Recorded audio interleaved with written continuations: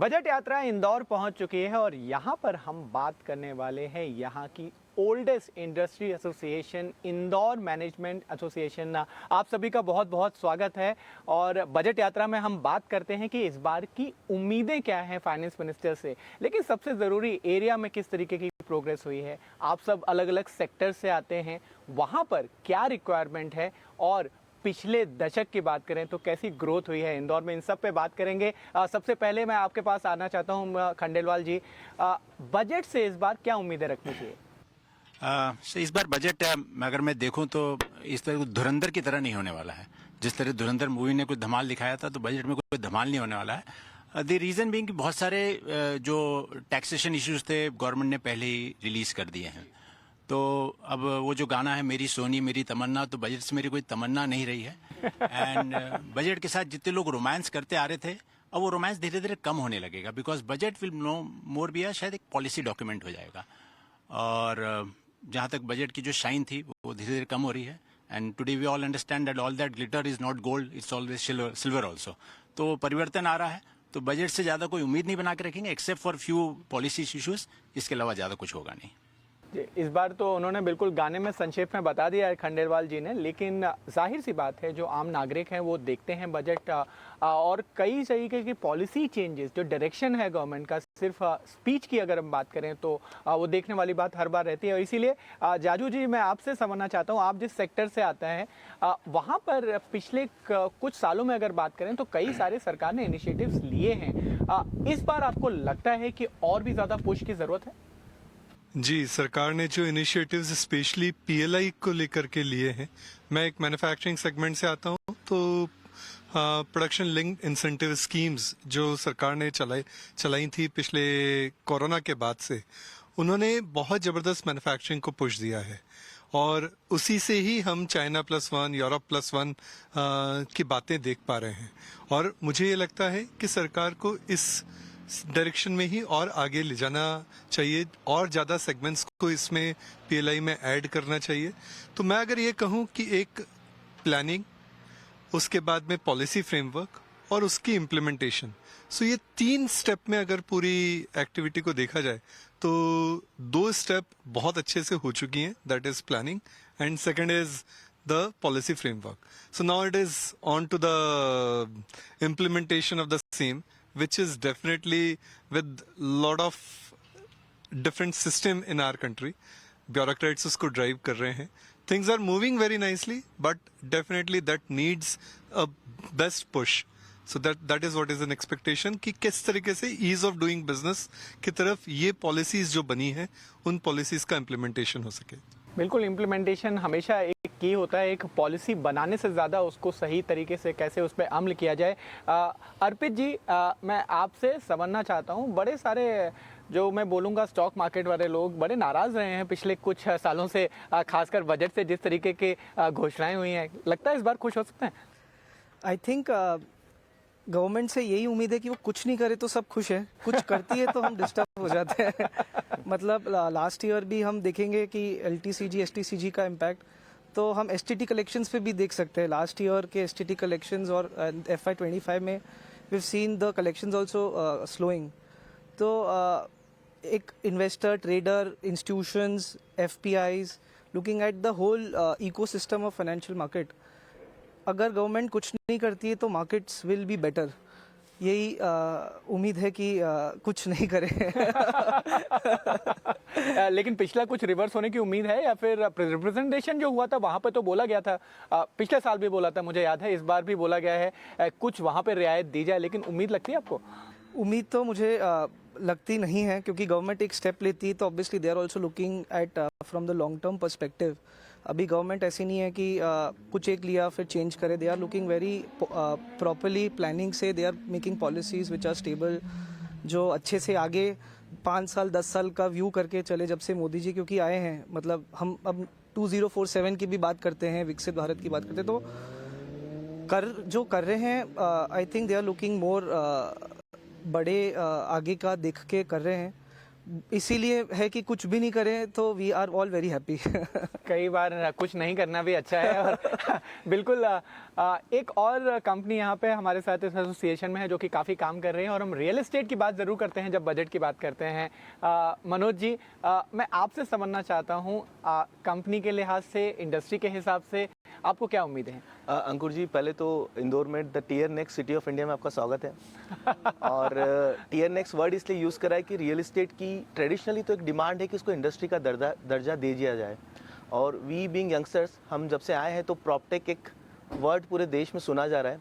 Technology के समागम से, एआई के आगाज़ से रियल एस्टेट अब सिर्फ रियल एस्टेट नहीं रहा है, इसमें फाइनेंस, लीगल, टेक, एआई काफ़ी चीज़ों का समागम हो रहा है। गवर्नमेंट ने कुछ अच्छे इनिशिएटिव्स लिए हैं, जैसे एसएम ब्रिट सेबी ने लॉन्च किया है, तो एक स्ट्रक्चर करने की कोशिश तो गवर्नमेंट काफ़ी टाइम से कर रही है वाया एआईएफ, वाया रेट या एसएम ब्रिट। तो जो इनफॉर्मल सेक्टर है हमारे देश का, जहाँ सबसे ज़्यादा जॉब है, और शायद भारत सरकार का सबसे ज़्यादा पैसा इंफ्रा में ही जाता है, तो रोड ट्रांसपोर्ट में तो हम पैसा लगाते हैं, बट उसके बाद जो उसके आसपास पूरा डेवलपमेंट होता है, जहाँ एक्चुअली लोग रहते हैं, मूलभूत सुविधाएं, रहने का तरीका, रहन सहन, और जहाँ जॉब सबसे ज़्यादा जनरेट होते हैं। अभी आज मनरेगा को भी हम जयराम जी स्कीम बना रहे हैं, तो पैसा तो अब रियल एस्टेट में ही डाल रहे हैं। तो इसे इंडस्ट्री का दर्जा आप दे देना चाहिए, सो दैट एक स्ट्रक्चर्ड तरीके से, डिसिप्लिन तरीके से देश में काम हो सके, नए जॉब जनरेट हो सके, यूथ अट्रैक्ट हो इसकी तरफ। क्योंकि आज भी आप जब देश में बात करेंगे जहाँ जॉब्स की बहुत कमी है, बट प्रोफेशनल यंगस्टर्स आना नहीं चाहते रियल एस्टेट में। आप बड़े इन्वेस्टर, फंड हाउस से भी बोलेंगे तो पहला सबसे पहले क्वेश्चन आता है, यार ये थोड़ा अच्छा सेक्टर नहीं है। तो इसे रियल एस्टेट का दर्जा, इंडस्ट्री का दर्जा दे देना चाहिए, सो दैट हम अच्छे जॉब्स नए तरीके से यहाँ काम कर पाएँ। उसके अलावा बजट से मेरी बड़ी सिंप्लीफाइड एक्सपेक्टेशन है कि यूजुअली कंजम्पशन लेड इकोनॉमी को देख के इंस्टेंट डिसीजंस काफ़ी होते हैं सालाना। हमें प्रेडिक्टेबल, जो सर भी बोल रहे थे, प्रेडिक्टेबल बजट चाहिए हमें। टैक्स रिफॉर्म्स में आप टैक्सेशन पे मैं बहुत ज़्यादा डिस्कशन नहीं करूँगा, बट जीएसटी क्या लगेगा, नहीं लगेगा, क्लैरिटी है ना, क्लैरिटी हमें ज़्यादा चाहिए, सो दैट हम लोग कॉन्फिडेंस के साथ में इस इंडस्ट्री को आगे ले जा सकें। कोई भी यहाँ पे पैसा लगा रहा है तो जाहिर सी बात है वो लॉन्ग टर्म प्लानिंग उसके हिसाब से हो सकती है। धर्मेंद्र जी, आपके हम कैंपस में इस समय बैठे हुए हैं यश टेक्नोलॉजीज़ के, और इंदौर के अगर हम बात करें और खासकर अपनी कंपनी की बात करें, पिछले कई सालों में बड़ी अच्छी ग्रोथ रही है यहाँ पे, और बाकी सारी बड़ी कंपनियों की भी यहाँ पे सेटअप हैं। मैं आपसे आईटी के हिसाब से समझना चाहता हूँ, बजट को किस तरीके से ये इंडस्ट्री को देखना चाहिए? Thank you. और हमारे यहाँ पे रखा अंकुर जी, इसके लिए धन्यवाद। आईटी के एंगल से अगर मैं बजट को देखता हूँ तो अभी भी हमने इतने 25-30 साल की जो यात्रा की है, इसमें सर्विसेज फोकस काफ़ी बढ़ा रहा है। और अब वो समय आ गया जब इंडिया थोड़ा प्रोडक्ट लेड नेशन बने, हमारे खुद के आईपीज हों, हमको क्यों दूसरी चीज़ें दूसरे देशों से इंपोर्ट करनी पड़े, हम कहीं ना कहीं सेल्फ रिलायंट हों। इस दिशा में पहल है, लेकिन थोड़ी एग्रेसिव पहल की ज़रूरत है, मुझे ऐसा लगता है, जहाँ पे R&D investment, AI innovation labs बने। जैसे आज भी हम देख रहे हैं कि आंध्र प्रदेश ने काफ़ी कुछ किया है इसमें, और 8वीं क्लास से ये समागम शुरू हो गया है कि जहाँ पे नवाचार और इनोवेशन पे काफ़ी फोकस है, ताकि आप जो पढ़ाई कर रहे हैं वो कहीं ना कहीं आपके काम आए। उससे ऑटोमेटिक जॉब क्रिएशन होंगे। ऐसा नहीं है कि जॉब्स की कमी है, बट सही स्किल मिलना बहुत ज़रूरी है। तो स्किल डेवलपमेंट पे जो रेलेवेंट फोकस है, अगर वो बढ़ता है तो बहुत अच्छा रहेगा। दूसरी जो मेरी एक बहुत तमन्ना है कि जो हमारे जो विदेश के कर्मचारी यहाँ भी आते हैं और कहीं ना कहीं उनको वो एक्सपीरियंस नहीं मिलता है, तो हमारा जो इंफ्रा पे जो भी इन्वेस्टमेंट हो रहा है, हम जो प्रेडिक्टेबिलिटी या प्रोडक्टिविटी की बात कर रहे हैं कि आज हम ट्रैफिक में अगर 1-1.5 घंटा लगाएंगे, वो अगर काम पे लगाते हैं तो शायद वो देश को ही उसका फ़ायदा होगा। तो कहीं ना कहीं हमारे जितने भी इंफ्रा बन रहे हैं वो लॉन्ग टर्म माइंडसेट से बने, और एक क्लीन एयर, क्लीन वाटर, ये सारी जो बेसिक नीड्स हैं वो सबको एक इंक्लूसिव एनवायरनमेंट में सबको अवेलेबल हो, ताकि एक हम मतलब इंडिया की बेस्ट लिवेबल सिटीज़ 25-50 ऐसे शहर हों जहाँ लोग रहना पसंद करें। ये एक उम्मीद है। बिल्कुल, वो एक्सपेंशन होना चाहिए, ऐसी उम्मीद करनी चाहिए। अंकित जी, मैं आपके पास आना चाहता हूँ। अगरबत्ती में आपने बड़ा नाम कमाया है, और साथ ही अगर हम एमएसएमईज़ की बात करें, पूरे में क्लस्टर की बात करें, वहाँ पर सरकार काफ़ी दिनों से कोशिश तो कर रही है एमएसएमई को बढ़ावा दे, कई सारी स्कीम्स भी लेके आई हैं। यहाँ पर आपको क्या लगता है, न सिर्फ बजट से बल्कि आगे भी सरकार को किस तरीके की योजना लानी चाहिए?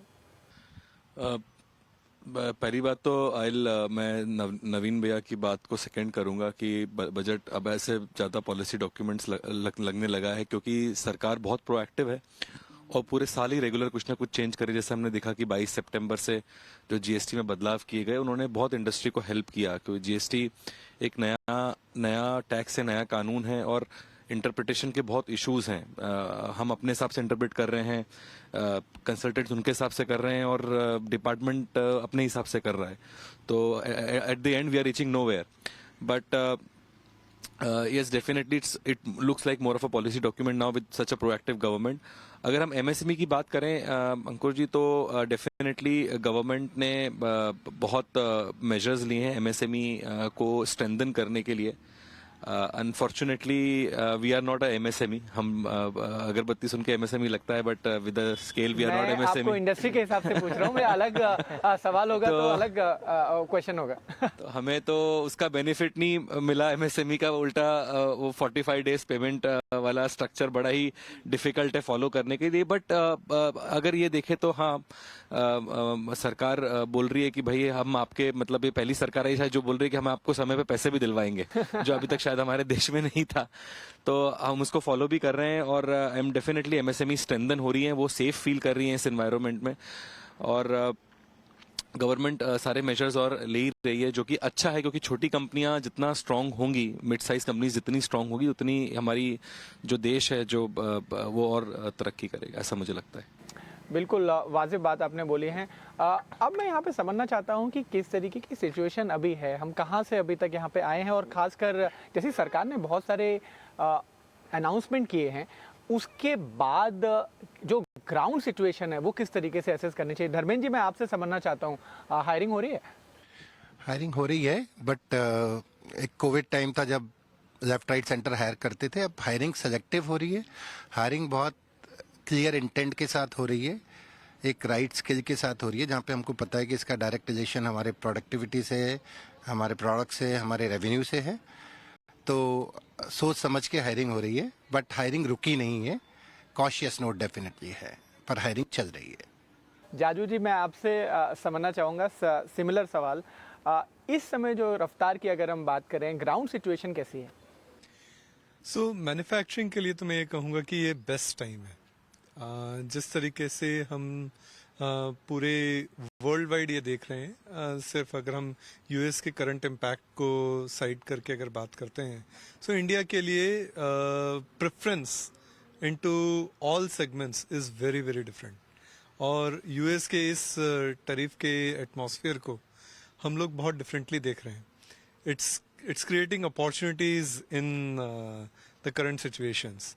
So we are able to see other markets. We are able to focus on those markets and see how can we go more deep into those markets. So that's something is an opportunity. So मेरे हिसाब से technology जिस तरीके से हमारी country में आ रही है, हमारी कंट्री की जिस तरीके से स्टेबल पोजीशन है, हमारी कंट्री को बहुत ही एक रिस्पेक्ट के साथ देखा जा रहा है। Technology technocrats in the industry are really growing very differently.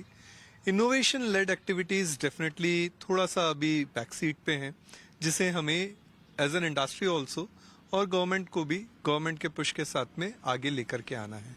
R&D पे हमारा स्पेंड बहुत अभी लो है, which we need to really improve and which we can only improve with definitely some participation coming in from government side, which is by supporting a low, because all R&D is a high gestation activity. Right. So in that gestation period, how can you support the industry? How can you support that R&D work? That is something to be thought at a planning commission levels, and how all things can happen that way. That should be taken care of. Right. आपने जो बात बोली opportunity, प्रधानमंत्री जी ने भी कई बार repeat किया है कि आपदा में अवसर है। खंडेलवाल जी, आपने बजट के बारे में तो बताया, जाहिर सी बात है पॉलिसी डॉक्यूमेंट है और बहुत सारे अनाउंसमेंट सरकार पूरे साल भर करती आई है, खासकर इस साल वो टैक्स से शुरू हुआ था बजट में, और उसके बाद इस बार अगर हम बात करें प्रधानमंत्री जी की, तो उन्होंने खुद ही बोला था कि आपदा में अवसर है, और जब हम कंपनीज की बात करें तो क्या आपको लगता है, खासकर वो यूएस का टैरिफ हुआ या फिर जो बीच में चुनौतियां आई, वहां पर कंपनी अपने आप को तैयार कर रही है? हाँ, देखिए, जहाँ तक यूएस के टैरिफ की बात करें तो मैं मानता हूँ कि जो प्रेसिडेंट साहब हैं वहाँ के, वो एक अवतार के रूप में अपने लिए, है ना, क्योंकि वो कुछ भी कर रहे होंगे तो शायद हमारे लिए कुछ अच्छा ही होने वाला है फ्यूचर में। मेरा मानना है कि वक्त की मार से गुजर रहे हैं, डरो नहीं, हम निखर रहे हैं। So that is the way we have to look into it. और जो आपने कहा कि इंडिया में जो भी चेंजेस हो रहे हैं और प्रधानमंत्री ने जो भी अनाउंसमेंट किए हैं, तो आने वाले समय में विद रिस्पेक्ट टू टैक्सेशन कोई मेजर चेंज नहीं होने वाला है with respect to taxes. That is very clear. GST has been done, income tax slab rates have been done, थोड़ा बहुत टिंकरिंग होगा। वेल्थ टैक्स ऐसा हो सकता है जहां पर कुछ इम्प्लीमेंटेशन की बात की जाएगी। वेल्थ टैक्स में एक नया हो आयाम आ सकता है जो ऑब्वियसली कुछ पर्टिकुलर पॉपुलेशन को ही टच करने वाला है। कुछ नई चीजें लाना पड़ेगा, मतलब कहीं पहुंचने के लिए कहीं से गुजरना पड़ेगा, और बदलाव शायद हमारे खुद यहाँ से हो तो बहुत अच्छा है। एक जो मुझे लगता है सजेशन, अगर आप यहाँ के माध्यम से पहुंचा सकें, जो टैक्सेशन है या इंसेंटिवाइजेशन है, क्योंकि हमारा डेमोग्राफिक पूरा पॉपुलेशन जो पूरा डाइवर्सिफाइड हो गया है, विथ यंग पॉपुलेशन मोर है और सीनियर पॉपुलेशन अब एजिंग हो रहा है और धीरे धीरे बढ़ रहा है। तो साइकोलॉजिकली अगर हम इंडियन कॉन्टेक्स्ट में बात करें तो young population is more believing on expenditure and the aging population is more believing on savings. तो अब मैं युवा को बोलूं कि भैया तुम खर्चा कम करो, ये तो होगा नहीं, तो उनको इंसेंटिवाइज करें इनकम बढ़ाने के लिए। और क्योंकि पैसा सीनियर्स के पास है और वो सेविंग में विश्वास कर रहे हैं, तो उनको इंसेंटिवाइज करें खर्चा करने के लिए। तो अगर ये दो चीजों से अगर हम फोकस करेंगे ना, तो कंजम्पशन ज्यादा बढ़ेगा। एंड जहां पर शॉक अगर बाहर से आ रहा है, हमारी स्ट्रेंथ इनसाइड है, वो डेमोग्राफिक है। तो डेमोग्राफिक के स्ट्रेंथ को अगर हम यूटिलाइज करेंगे, I think we have a very good story. और विकसित भारत 2047 तो हमारा डेफिनेटली निश्चित है। बिल्कुल, मुझे पूरी उम्मीद है वित्त मंत्री जी हमारा शो देखेंगे और ये जो सजेशन यहाँ पे इंदौर मैनेजमेंट एसोसिएशन की तरफ से आए हैं उन पर गौर करेंगी। अंकित, मैं आपसे समझना चाहूँगा कि क्या सजेशंस ऐसे होने चाहिए, खासकर सरकार के लिए, और आउटसाइड में बजट की भी बात कर रहा हूँ, जिससे इंदौर जैसी सिटीज को भी थोड़ा सा और ग्रोथ मिले? आउटसाइड बजट और या इन बजट इंदौर से, जैसे sir Indore I feel already बहुत अच्छे ग्रोथ मॉडल पे है।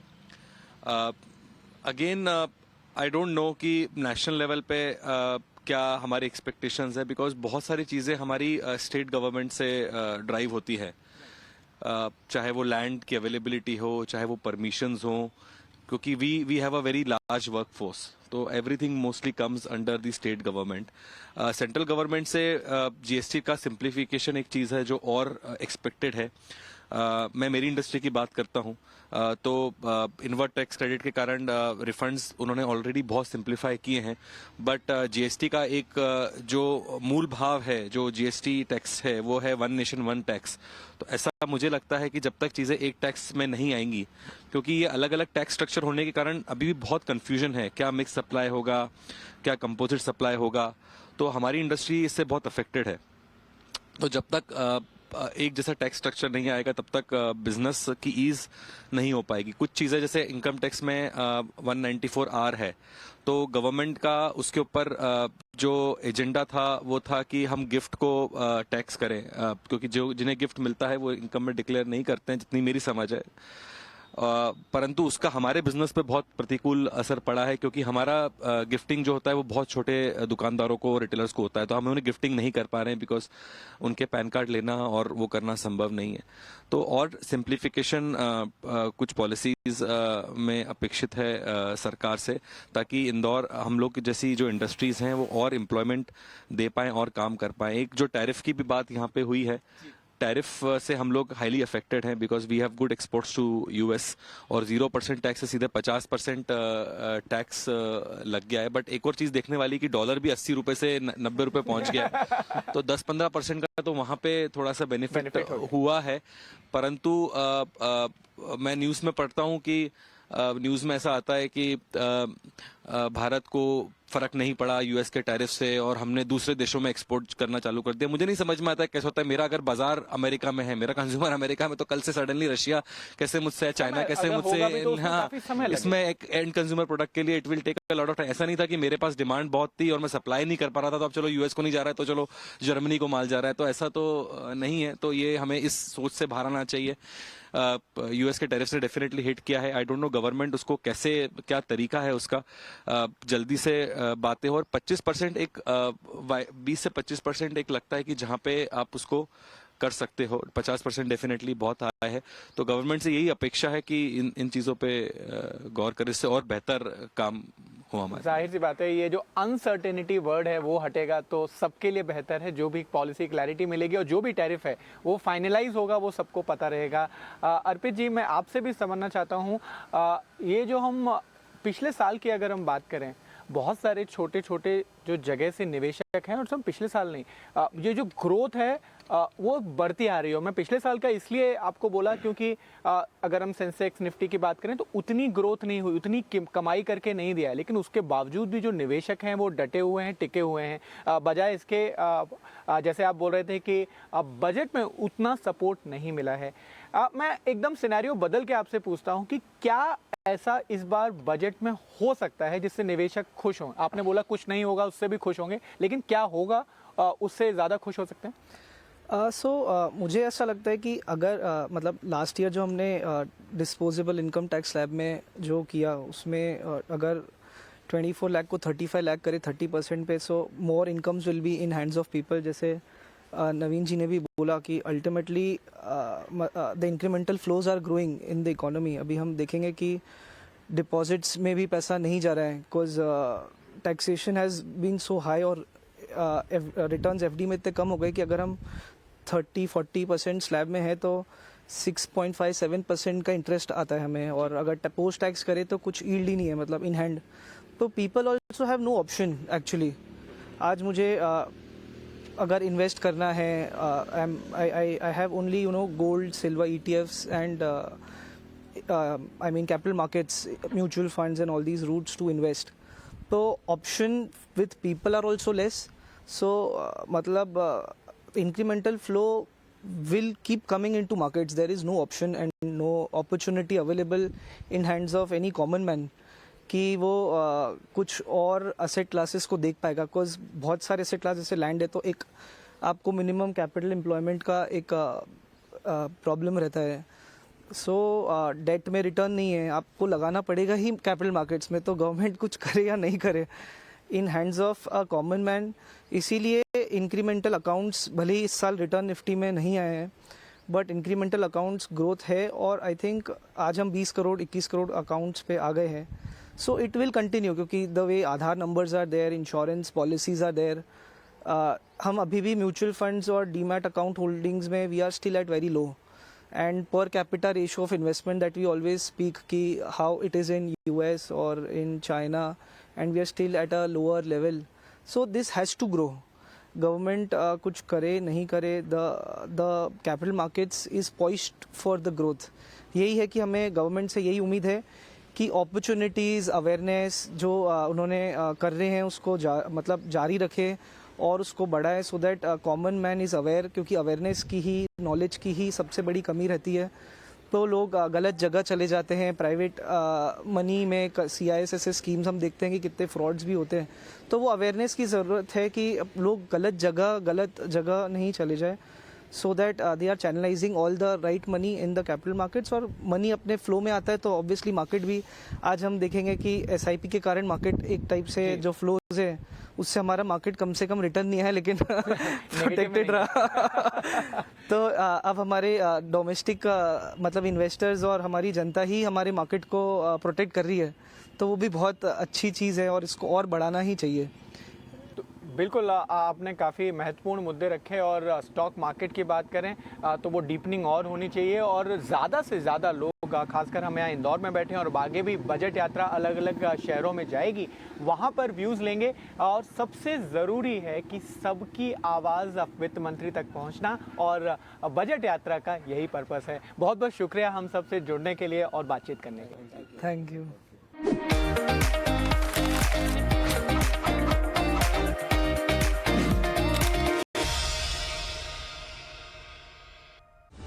in association